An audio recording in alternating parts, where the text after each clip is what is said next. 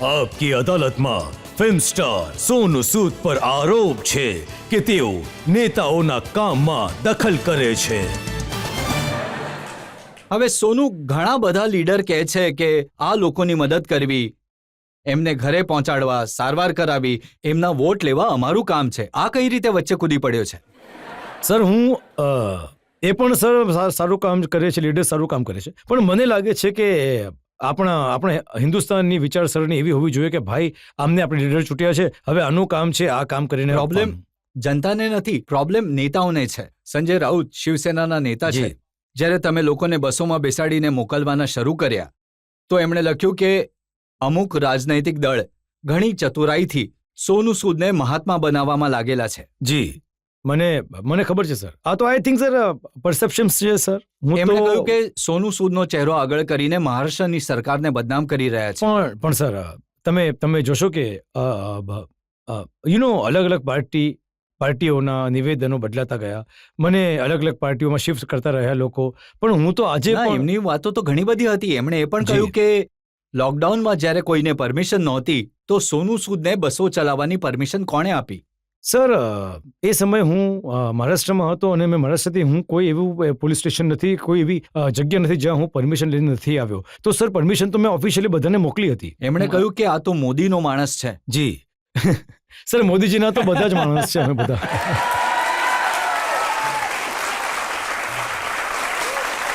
પણ તમને એમની વાતોથી હેરાની તો થઈ હશે જ્યારે એમણે કહ્યું કે આ તો એક્ટર છે, પૈસા આપીને કંઈ પણ કરાવી લો. સર એ એવું નહીં હતું સર. મને જ્યારે પણ એમણે એક નિવેદન આપ્યું હતું કે મને ખબર નહોતી કે હું રેલવે સ્ટેશન પર હતો, કશે મોકલી રહ્યો હતો, તો મને અચાનક કોઈકનો ફોન આવ્યો કે ભાઈ તે ન્યૂઝ જોઈ કે શું? તો મેં કહ્યું નથી જોયા. શું છે ન્યૂઝ? તો કહેવા લાગે કે યાર આવું કંઈક નિવેદન છે. મેં કહ્યું કે યાર વાંધો નહીં, ચાલવા દો, એમનું નિવેદન છે તો કાંઈ વાંધો નહીં, એ બોલી શકે છે. પણ એ જ સમયે સાંજ સુધી એ ઘણી મોટી વાત થઈ ગઈ હતી, તો મને પણ તને પણ ખબર નહોતી. પણ સર મને લાગે છે કે ફરક નથી પડતો. તમને શું કહે છે? ફરક તો પડ્યો તો, કારણ કે પછી સાંજે તમે ચીફ મિનિસ્ટરને મળવા ગયા હતા, ઉદ્ધવ ઠાકરે પાસે ફરિયાદ કરવા ગયા. નહીં, ફરિયાદ કરવાનો તો ગયો સર. મને મારા અમુક કોમન ફ્રેન્ડ્સ છે, તો એમણે કહ્યું કે કદાચ મિસઅન્ડરસ્ટેન્ડિંગ થઈ છે, કેમ કે જ્યારે એમણે નિવેદન આપ્યું તો પછી જનતાએ પણ થોડો સાથ આપ્યો અને થોડો અપ્રોચ બતાવ્યો. તો પછી કોઈકે કહ્યું કે યાર નહીં, મળીને આવવું જોઈએ, કેમ કે તમે ન્યુટ્રલ છો. તો હું ઉદ્ધવજીને મળવા માટે ગયો હતો. તો એમણે કહ્યું કે આઈ થિંક સમ મિસઅન્ડરસ્ટેન્ડિંગ છે, તો અમારી તરફથી કોઈ નિવેદન નથી, તો I think it was just casual meeting. પણ વાત ત્યાં અટકી નહીં. પછી બીએમસીએ કહ્યું કે તમે એક રેસિડેન્શિયલ હાઉસને હોટેલમાં કન્વર્ટ કરી દીધું છે, એને લઈને કેસ બન્યો. સર એ છે ને, એ મારું પોતાનું બનાવેલું હતું. એ પહેલાંથી જ હતી હોટલ. એ માત્ર એ કર્યું હતું જેટલા માઇગ્રન્ટ્સ હતા એ સમયે એમની પાસે રહેવા માટે ઘર નહોતા, સડકો પર રહેતા હતા, તો મેં બધાને ત્યાં રોકાવ્યા હતા. તો જેટલા પણ લોકો હતા, માઇગ્રન્ટ જે હતા ત્યાં રોકાયેલા હતા, તો મારા પછી થોડા સવાલ ઉઠવા લાગ્યા કે કેમ કરી રહ્યો છે આવું કામ. તો પછી શરદ પવાર પાસે જવું પડ્યું તમને? નહીં સર, શરદજીને તો હું એમ જ મળવા ગયો હતો. કંઈક એમને ક્યારેક ઉલ્લેખ પણ નથી કર્યો આ વિશે, ના ક્યારે હેલ્પ માંગી, ના કંઈ જણાવ્યું કંઈ. પણ તમને લાગી રહ્યું હતું કે તમારી જે લોકપ્રિયતા થઈ રહી છે, પોપ્યુલારિટી થઈ રહી છે, પબ્લિક સપોર્ટ મળી રહ્યો છે, એનાથી આ લોકો બળવા લાગ્યા છે? નહીં સર, મને નથી લાગતું કે બળી રહ્યા હતા, પણ એ જ છે કે જ્યારે તમે લાઇમલાઇટમાં આવો છો તો ધુમાડો તો નીકળતો હતો. ધુમાડો તો નીકળી રહ્યો હતો સર, આગ પણ લાગી રહી હતી. પણ સર જ્યારે ચાલે છે ને મને ફરક નથી પડતો કે અટકવું જો. આઈ થિંક મારી મધર હંમેશા કહેતી હતી કે જિંદગીમાં જો સ્પીડ બ્રેકર નહીં આવે તો સમજી લેવું કે તું સાચા રસ્તા પર નથી ચાલી રહ્યો. સ્પીડ બ્રેકર્સ છે તો અર્થ છે કે સાચા રસ્તા પર ચાલી રહ્યું છે. તો પણ અમુક લોકો એવા હતા જેમણે વખાણ પણ કર્યા. પ્રિયંકા ગાંધીએ તમને ફોન કર્યો હતો? બિલકુલ, પ્રિયંકાજીએ કર્યો હતો. In fact she was first one to call. એમણે કહ્યું હતું કે ઘણું સારું કામ કરી રહ્યા છો. સ્મૃતિ ઈરાનીજીએ એમણે પણ મને કોલ કરીને ઘણી બૂસ્ટ આપ્યો હતો અને just keep it good work. I think આ મેટર કરે છે. તમને લાગે છે કે તમે સાચા ઘણા બધા ચીફ મિનિસ્ટર્સના નિવેદનો જોયા મેં. પંજાબના મુખ્યમંત્રી અમરિન્દર સિંહ હતા એ સમયે, ઉત્તરાખંડના મુખ્યમંત્રી રાવત હતા, ઓડિશાના મુખ્યમંત્રી, બધા લોકોએ ઘણા વખાણ કર્યા, ટ્વીટ કર્યા. જી સર, બિલકુલ. ઇનફેક્ટ જ્યારે હું ફ્લાઇટ શરૂ કરી તો બસો શરૂ કરી તો બધા સ્ટેટમાં જઈ રહ્યો હતો. ઇનફેક્ટ પહેલી જે ફ્લાઇટ ઉડી હિન્દુસ્તાનમાં એ કોચીન પાસે એર્નાકુલમમાં એક જગ્યા છે, ત્યાં સર લગભગ 170-80 છોકરીઓ છે જે એક સ્ટિચિંગ ફેક્ટરીમાં કામ કરતી હતી, જે ફસાઈ ગઈ હતી. તો કોઈએ કહ્યું કે અમને કાઢવાના છે. તો હું પછી એમને રાત્રે ફ્લાઇટમાં સ્પેશિયલ પરમિશન કઢાવીને ત્યાંથી એમને એર્નાકુલમમાંથી રાત્રે એમને હું કોચીન લઈને આવ્યો 3:30 વાગે. અને પછી મેં સવારે મને 1.5 કલાકની પરમિશન મળી હતી એરપોર્ટ ખોલવા માટેની. અને પછી મેં એમને કોચીનથી ભુવનેશ્વર લઈને આવ્યો હતો.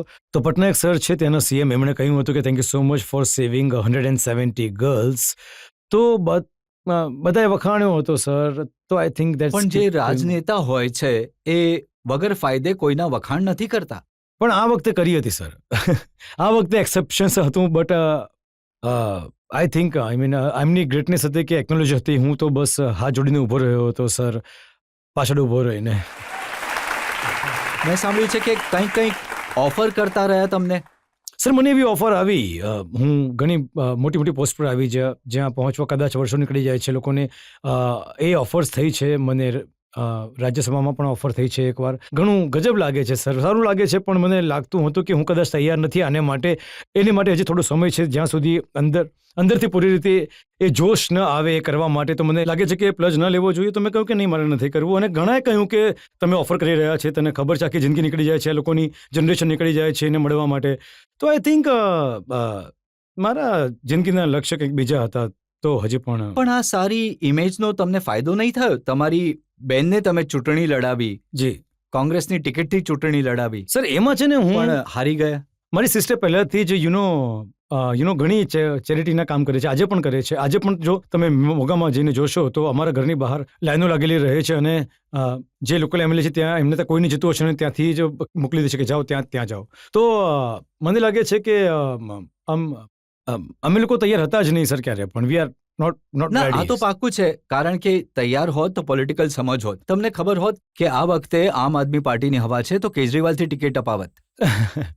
સર કેજરીવાલ સર ઘણા સારા છે. એમણે ઇનફેક્ટ એવું નથી કે નહીં પૂછ્યું, પણ સર અમને જ ખબર જ નથી શું છે. તો અમે એકદમ જ એવા હતા કે યાર કરી રહ્યા છીએ, તો જ્યાં બેસાડી દીધા બેસી ગયા, જ્યાં ઊભા થઈ ગયા તો ઊભા થઈ ગયા. અમે તો એ હેતુ કંઈક બીજો હતો સર. જીતવું હારવું વધારે ઇમ્પોર્ટન્ટ નથી.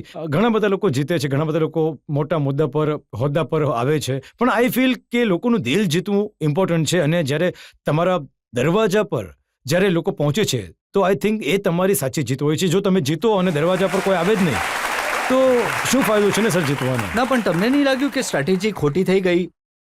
આમ આદમી પાર્ટીથી ટિકિટ અપાવત તો કોઈ મુશ્કેલી નહીં થાત? સર મને લાગે છે કે જીતી ગયા પછી શું થઈ જાત સર? એક બની જાત તો સારું થાત, હજી વધારે. આમ આદમી પાર્ટીથી પણ અરવિંદ કેજરીવાલે ડેફિનેટલી કહ્યું હતું, પણ જેમ મેં કહ્યું કે અમને સમજ ન હતી, અમને કંઈ ખબર જ ન હતી કે અમારે. કે તમે ડરી ગયા કે એકવાર કેજરીવાલને મળ્યા હતા તો ઇન્કમટેક્સ વાળા આવી ગયા હતા? નહીં સર, એવી વાત નથી. એના 19 દિવસ પછી મહેમાન આવી ગયા હતા. અચ્છા, 19 દિવસ હતા, એ હું ભૂલી ગયો છું સર. કેલ્ક્યુલેશન આવી ગયા હતા sir. But like I sad કે હું જ્યારે અરવિંદજીને મળ્યો હતો ત્યારે હું એમને મળ્યો હતો. એક ઘણો સારો, હું એજ્યુકેશનમાં ઘણો સપોર્ટ કરું છું. હમણાં મારી મધર પ્રોફેસર હતો, તો મેં આજે પણ આપણે કોઈ પણ ફિલ્ડની વાત કરું, CA IAS અમે લોકો હજારો સ્ટુડન્ટને ભણાવીએ છીએ. તો અરવિંદજી થોટ કે I should be face of a program called Desh ke mentor, કે ભાઈ કઈ રીતે લોકોને આપણે મેન્ટરશિપ કરીએ. અને હું તો મેન્ટરશિપના ફેસ બનવા માટે તૈયાર હતો. અને ત્યાં પણ પૂછાયું તો મેં ત્યારે કહ્યું હતું કે મને પોલિટિકલી કોઈ એમ્બિશન્સ નથી, તો હું ભણાવવા આવ્યો છું બાળકોને. બટ મે બી કદાચ લોકોએ કંઈક બીજું જોયું હશે અને ઘરે મહેમાન આવ્યા હશે, પણ કંઈ વાંધો નહીં. અમે એ બધાને પણ ઇન્કમટેક્સ વાળા આમ જ આવે છે, જેમ કે આજકાલ BBCની ઓફિસમાં આવ્યા છે. તે સારું હતું સર. તો જ્યારે મારા ઘરે આવ્યા, હું તો સવારે જ્યારે 5:30-6 વાગે સવારમાં આવ્યા, તો હું તો ઉઠીને જાઉં છું જલ્દી. તો જેવા મેં આવ્યા, એમણે કહ્યું કે અમે ત્યાંથી આવ્યા છીએ ડિપાર્ટમેન્ટથી. તો મેં કહ્યું સર વેલકમ, તમે આવો. હવે પણ વાત જરૂર છે સર કે તમે 2 દિવસ 4 દિવસ જેટલા દિવસ પણ રોકાશો, તમે તમારી જિંદગીનો બેસ્ટ એક્સપિરિયન્સ હશે. અને જ્યારે તમે જશો તો કહેશો કે આટલી મજા ક્યાંય નહીં આવી જેટલી મજા અહીંયા આવી હતી. તો અને એમણે કહ્યું પણ સર, જ્યારે એ ગયા પણ ત્યારે પણ એમણે કહ્યું કે મારા ઘરે કબાટમાં કોઈ લોક નથી સર, મારી પાસે કંઈ નથી, દરેક વસ્તુ ખુલ્લી છે. મારો કબાટ એમ જ રહે છે. અમારા ઘરનો દરવાજો જે છે એ જે પણ છે લોક નથી, અને સવારે ખોલી દઈએ છીએ. જેને પણ આવવું હોય અંદર આવી જાય છે, જતા રહે છે. તો જ્યારે એમણે કબાટ ખોલ્યા, ડ્રોવર ખોલ્યા, તો બોલ્યા કે લોક જ નથી. ત્યારે મેં કહ્યું સર આવું જ છે સર, અમારા ખુલ્લા જ રહે છે. તો I think that was something that they thought કે આ કમલની જગ્યા છે. તો પણ ગયા પછી જે રિપોર્ટ એમણે મોકલી એના અમુક એક્ઝર્પ્ટ્સ મારી પાસે છે. Ji sir. Department of revenue, central board of direct taxes, એમનું કહેવું છે કે ઇન્કમટેક્સની તપાસમાં ખબર પડી એક્ટર સોનુ સૂદની કંપનીઓમાં ટેક્સ ઇવેઝનની બોગસ એન્ટ્રીઝ મળી અને કેશના બદલે ચેક ઇશ્યુ કરાયા હતા. તો સર હું જે એમણે કહ્યું, આજે પણ અમે એક એક ડોક્યુમેન્ટ્સ આપી રહ્યા છીએ. But like I said with all due respect they are very honourable and એમનો પૂરો હક બને છે જે પણ કરવાનો. બટ એક વસ્તુ જે હતી we have submitted all the documents, અને આજે પણ હું તમારી સામે એટલા માટે બેઠો છું કદાચ કારણ કે કંઈક ને બધું ઠીક હશે.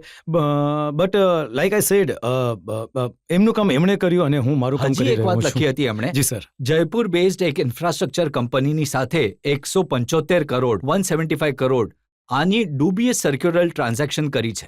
સર, આ મારું કાંઈ નથી. This was something which I also question. મારું જયપુર સાથે કોઈ લેવા દેવા નથી. મારું આની સાથે આનું કોઈની સાથે દૂર દૂર સુધી કોઈ કનેક્શન નથી. એ પણ એક ફર્સ્ટ પ્રૂફ જ્યારે અમે આપ્યું હતું, જ્યારે અમને ખબર પડી ગઈ હતી, બીજા કોઈનું મારી સાથે જોડાઈને આવી ગયું હતું. મારું આઈ મીન દૂર દૂર સુધી આ ક્લોઝ સાથે મારે કોઈ લેવા દેવા નથી. તો આ બધું જોઈને તમને નથી લાગતું કે કોઈની સાથે પંગો નહીં લેવો જોઈએ? ભલે શિવસેના હોય, એ બીજેપી હોય કે પછી આમ આદમી પાર્ટી હોય.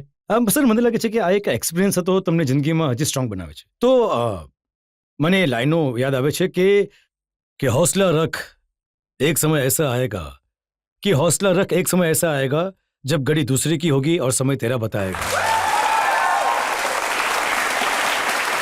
तो to all these experiences made me stronger.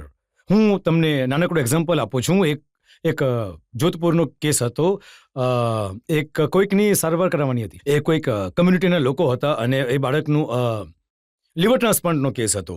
તો 35-38 લાખ રૂપિયાને લાગી રહ્યા હતા. બાળકના 8 વર્ષનો બાળક હતો. શુભમ નામ હતું એનું, જોધપુરનો છોકરો. તો કોઈ મારા મિત્રે એને રિફર કર્યો હતો અને મેં કહ્યું કે ભાઈ અપોલો હોસ્પિટલમાં વાત કરી છે હૈદરાબાદમાં, કર્યું અને પછી કરાવીને 35 થી 28 લાખથી મેં કહ્યું સર આમની પાસે બિલકુલ પૈસા નથી સર, હું જ કરાવી રહ્યો છું સારવાર. 18 લાખમાં એ લોકોએ કર્યું અને મેં કહ્યું કે તમે વ્યવસ્થા કરો, કેટલા પૈસાની વ્યવસ્થા કરી શકો છો?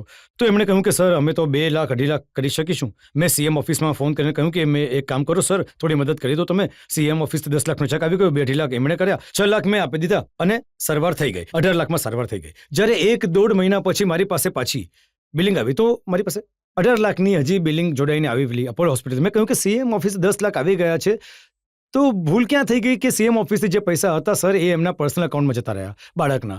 તો મેં એમને ફોન કર્યો કે તમારા છોકરાને બચાવી લીધો છે, તમે હોસ્પિટલમાં જમા કરાવી દો. તો કહે છે કે નહીં સર, અમારે બાળકનું ફ્યુચર પણ તો જોવાનું છે ને. તો મેં કહ્યું કે સર જો એને નહીં બચાવતે તો બચત જ નહીં ને, તો ફ્યુચર ક્યાંથી જોત? તો કહે છે કે સર એ તો ખર્ચ થઈ ગયા અમારાથી. તો મારા જે મિત્રે રેફર કર્યો તો હું આજ સુધી એ બાળકને મળ્યો પણ નથી. તો મેં એ મિત્રને ઘણું ખરાબ લાગ્યું કે યાર આવા લોકોને મદદ કરવી જ નહીં જોઈએ. તો મારી લાઈફની અંદર મને લાગ્યું કે યાર બીજા કોઈની સાથે જો એક્સપિરિયન્સ થતો કહેવાત કે શું લેવા દેવા, જવા દે ને, આ તો દુનિયા નથી કામ કરવા જેવી. તો મને લાગે છે કે એના પછી પણ અમે લોકોને મદદ કરતા રહીને મને લાગે છે કે ટેસ્ટિંગ વોટર્સ હોય છે, આપણને શીખવાડે છે કે તમારે શું બંધ નથી કરવાનું. જો તમે બંધ કરી દીધું તો પછી તો સર આઈ થિંક સર એ એક મને ધ્યાન છે અમિતાભ બચ્ચન જ્યારે રાજનીતિમાં જી. ગયા હતા તો થોડા જ વર્ષમાં પાછા આવી ગયા. જી કહ્યું કે આ ગંદી ગટર છે, સસ્પુલ છે. જી સર, જેટલો મેં થોડો ઘણો એક્સપિરિયન્સ કર્યો આ દરમિયાન, તો યસ આંગળીઓ તો ચીંધે છે લોકો તમારા પર. તમે કહો કે જો આ દુનિયામાં આવવું છે તો પોતાની પીઠ જે છે મજબૂત રાખવી પડશે, કેમ કે શાબાશી પર એના પર આવે છે અને છરી પણ એના પર આવે છે. તો મને લાગે છે કે જો તમે ક્યારે પણ સાંભળી શકો છો તો તમે સર્વાઈવ કરી શકશો. જો તમે ઇમોશન્સથી ઘણા ભરાયેલા છો અને તમને લાગે છે કે મને નથી લાગતું કે દરેક માણસ અહીંયા સર્વાઈવ કરી શકે. તમે તો કહો છો કે હું ભારતને જોડી શકું છું, જી તો રાહુલ ગાંધીને ખરાબ લાગશે, એ નીકળ્યા છે ભારત જોડવા માટે. સર જે માણસ જોડી શકે છે જોડતા રહે છે સર, પોતપોતાના લેવલ પર. હું કોશિશ કરતો રહું છું સર. મારા રાહુલજી પણ કરી રહ્યા છે, અમે લોકો પણ કરી રહ્યા છીએ, આપણે બધાએ કરવું જોઈએ. જુઓ તમે પણ જોડી રહ્યા છો સર. હું કહીશ સોનું, તમે ઘણું સારું કામ કરી રહ્યા છો અને સાચે જ તમારે આ કામને કન્ટિન્યુ કરવું જોઈએ. અને જે સાવધાનીઓ રાખવાની જી. છે એ તો છે જ જી જરૂર. સર. પબ્લિકમાંથી પૂછીએ, જનતામાંથી કોઈને કોઈ સવાલ પૂછવા છે? હું તમને પૂછવા માંગુ છું કે તમે કેટલા કામ કરો છો? જેમ કે વર્કઆઉટ થઈ ગયું, એક્ટિંગ થઈ ગઈ અને સોશિયલ વર્ક થઈ ગયું, પણ તમે આ વસ્તુઓને ટાઈમલી જ કેવી રીતે મેનેજ કરો છો? મને પોતાને જ ખબર નથી ભાઈ કે હું કેવી રીતે મેનેજ કરું છું. સાચે પૂછો તો એટલે આઈડિયા જ નથી, ખબર નથી કેવી રીતે થાય.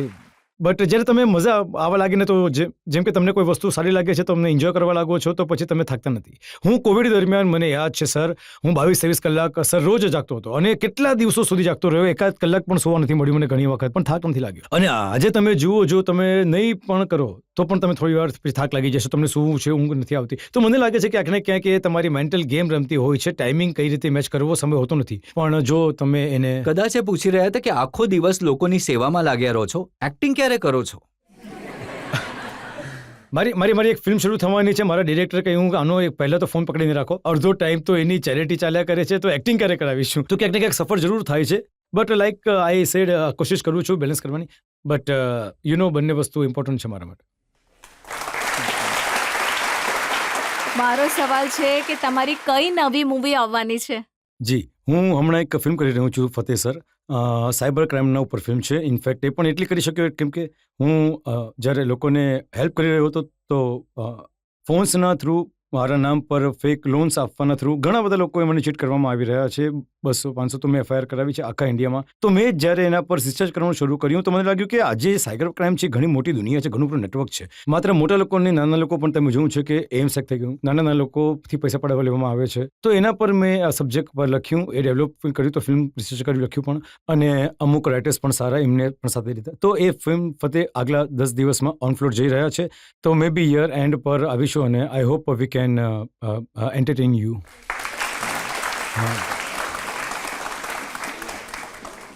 તમે શું કહી રહ્યા છો? સર મારે પૂછવું છે. હાજી, બોલો. સર મારું નામ વર્ષા છે અને હું બધીર છું. મારું સાંકેતિક નામ આ છે. જે રીતે તમારું નામ સોનું છે, તો અમે બધીર સમુદાયના લોકો તમને આ રીતે સાંકેતિક ભાષામાં બોલાવીએ છીએ. સર મારા તમને અમુક સવાલ હતા, તો હું તમને કંઈક 2 સવાલ પૂછીશ. પહેલો તો એ કે મને એક્ટિંગ કરિયરમાં પોતાનું મારું ડ્રીમ હતું કે હું એક્ટિંગ કરું, બટ જે રીતે મેં મૂવીઝ અને બાકી બધું જોયું તો ત્યાં હિયરિંગ લોકોને વધુ ચાન્સ મળે છે, અને ત્યાં જ બધીર હોવાને કારણે અમને દબાવી દેવામાં આવે છે કે અમે એક્ટિંગ નહીં કરી શકીએ, પણ અમારી પાસે અમારી સાંકેતિક ભાષા છે. તમે એક્ટર છો? જી હા.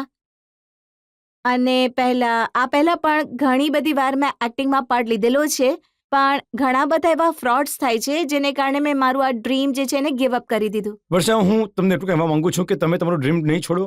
મને ઘણું સારું લાગ્યું કે તમે અહીંયા તમારા ઇમોશન જે એક્સપ્રેસ કરી શક્યા. હું તમને આટલા લોકોની સામે, સરની સામે વાયદો કરું છું કે હું ક્યાંક ને ક્યાંક તમને મારી ફિલ્મ ફતેહની અંદર જરૂર આઈ વિલ મેક શ્યોર કે યુ કમ ઓન સ્ક્રીન.